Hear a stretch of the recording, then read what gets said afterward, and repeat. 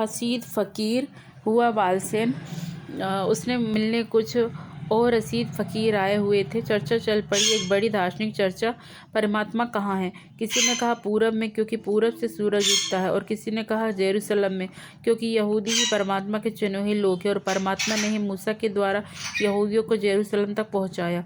जरूर परमात्मा जेरूसलम में होगा, जेरूसलम के मंदिर में होगा। और किसी ने कुछ तो जरा और ऊंची दार्शनिक उड़ान भर सकते थे। उन्होंने कहा परमात्मा सर्वव्यापी है, सब जगह है। क्या बातें कर रही हो? जेरूसलम की पूरब, परमात्मा सर्वव्यापी है, सब जगह है। बालसेन चुपचाप सुनता रहा। बालसेन अद्भुत फकीर था, ऐसे ही जैसे पलटू, जैसे कबीर। सबने फिर बालसेन से कहा आप चुप हैं,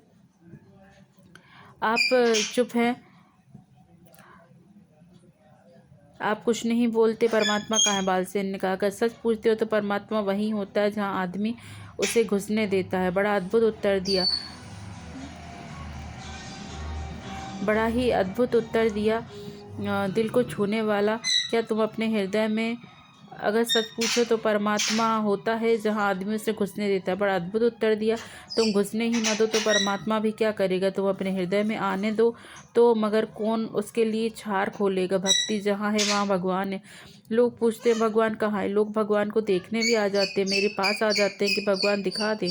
जैसे अंधा प्रकाश देखना चाहे, जैसे बहरा संगीत सुनना चाहे, जैसे गूंगा गीत गाना चाहे, बिना इसकी फिक्र किए कि मैं अंधा हूँ, कि बहरा हूँ, कि गूंगा हूँ। लंगड़ा ओलंपिक में भाग लेने के लिए जाना चाहता है, बिना इसकी फिक्र किए कि मैं लंगड़ा हूँ। भगवान का पता होना चाहिए। ये सवाल पूछते हैं लोग कि ईश्वर कहाँ है।